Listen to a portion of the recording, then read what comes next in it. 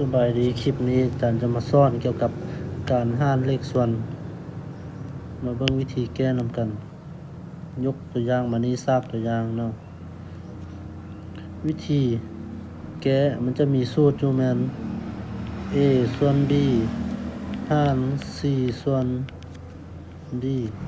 เท่ากับตัวทางหน้านี่เขียนคือเก่าจะได้ a ส่วน b แล้วเครื่องไม้หารนี้เปลี่ยนเป็นคูณตัวทางล่างนี้เอาตัวทางลุ่มขึ้นถึงเอาตัวทางเทิงนี้ลงมาลุ่มก็จะได้เป็น d ส่วน c หลังจากนั้นเราก็คูณปกติเอาจำนวนพูดคูณจำนวนพูดคูณพูดหรือว่าถ้าว่าคัดจรหรือว่าหารได้เอาก็คัดมาเป็นบทเลขของเราตัวอย่างข้อที่4ส่วน3หาร2ส่วน5ตัวทางหน้าเขียนคือเก่าก็คือ4ส่วน3ต่อไปเครื่องไม้หารเปลี่ยนเป็นคูณเลขส่วนข้างล่างนี้ปีนเอาตัวลุมขึ้นถึงจะได้เป็น5ส่วนเอาตัวถึงลงลุมส่วน2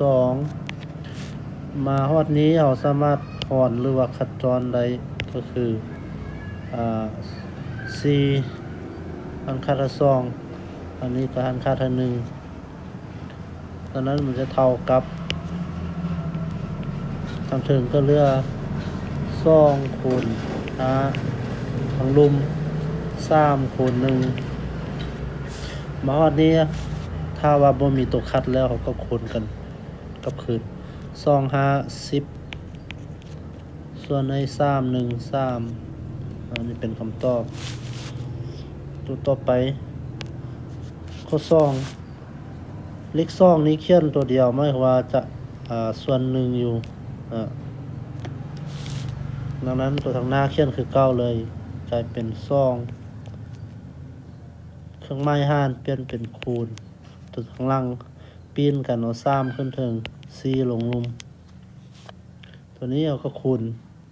ขึ้นปกติเนาะหมายความว่าตัวนี้คูณขึ้นเลยจะได้เป็น2คูณ3ส่วน4วันนี้เราก็หารได้2หาร2เท่า1อันนี้4หาร2เท่ากับ2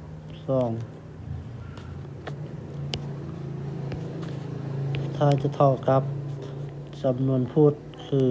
3คูณ1เท่า3พูดแมน2นี่เป็นคำตอบข้อที่3ตัวนี้เลข3ตัวนี้เนาะเขียนตัวเดียวก็คือส่วนให้1อยู่เนาะส่วน1อยู่ดังนั้นจะเท่ากับตัวทางหน้าเขียนคือเก่า6ส่วน5เครื่องไม้หารเปลี่ยนเป็นคูณอันนี้ส่วน1เวลาปีนก็กลายเป็น1ส่วน3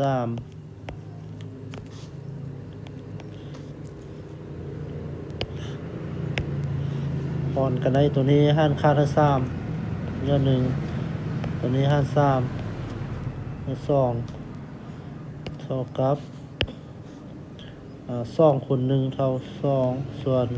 5คูณ1เท่ากับ5นี่เป็นคำตอบ